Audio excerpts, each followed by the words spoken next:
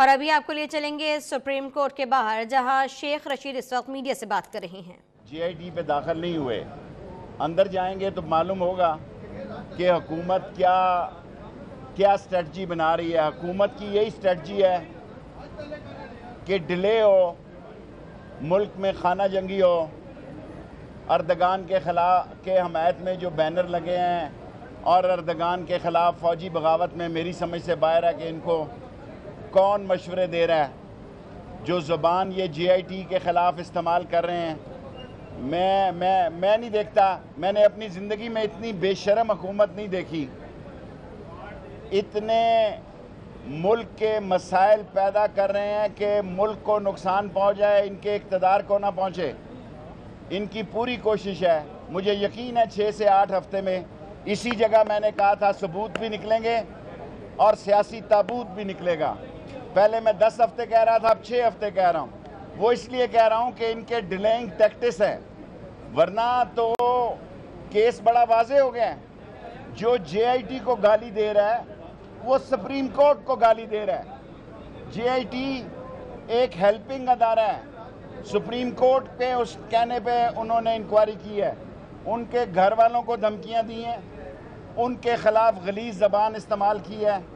लेकिन कौम तैयार हो जाए, अगर नवाज शरीफ ने कॉल दी तो इंशाअल्लाह ताला, अगर इसका फ़ैसला गली और कूचे में ही होना है, अगर इसका फ़ैसला जो कि सारी दुनिया सुप्रीम कोर्ट का एहतराम करती है ये नहीं कर रहे, तो फिर जो नवाज शरीफ को मशवरा दे रहे हैं डट जाओ, इंशाअल्लाह ताला फिर कौम दुनिया देखेगी।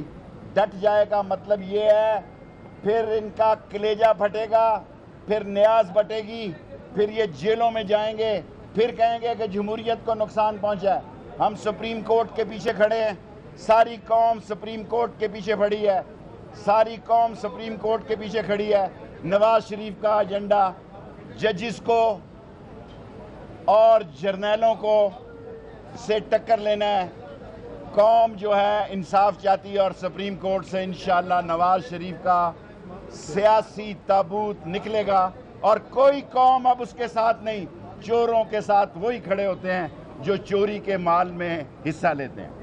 शेख साहब, आज आप दरखास्त देंगे वज़ीर आज़म के खिलाफ अपने केस में? मैंने केस तैयार किया है, आज पहले मैं देखूंगा, क्योंकि 24 तारीख को इस कोर्ट ने कहा है कि नाअहल करार दिया जा सकता है, सॉरी।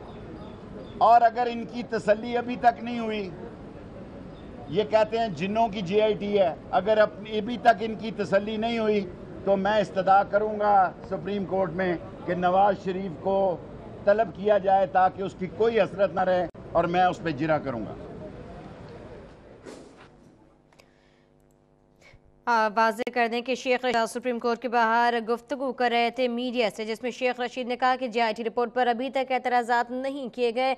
मेरी समझ से बाहर है कि उन्हें कौन मशवरे दे रहा है। उन्होंने ये भी कहा कि GIT को गाली देने वाला सुप्रीम कोर्ट को गाली दे रहा है। वाज़ेह है कि जो सुप्रीम कोर्ट के अंदर आज समाअत होगी उसमें एक पटिशन शेख रशीद की जानिब से भी फाइल की गई थी, जिसमें 62-63 के तहत वज़ीर आज़म सादिक और अमीन नहीं रहे, ये पटिशन दायर की गई थी। और शेख रशीद आज समाअत सुनने के लिए सुप्रीम कोर्ट पहुंच चुके हैं, जहां सुप्रीम कोर्ट पहुंचने के बाद शेख रशीद ने मीडिया से बात की और उनका कहना यह था कि हम सुप्रीम कोर्ट के पीछे खड़े हैं, अपनी ज़िंदगी में इतनी बेशर्म हुकूमत हमने पहले नहीं देखी।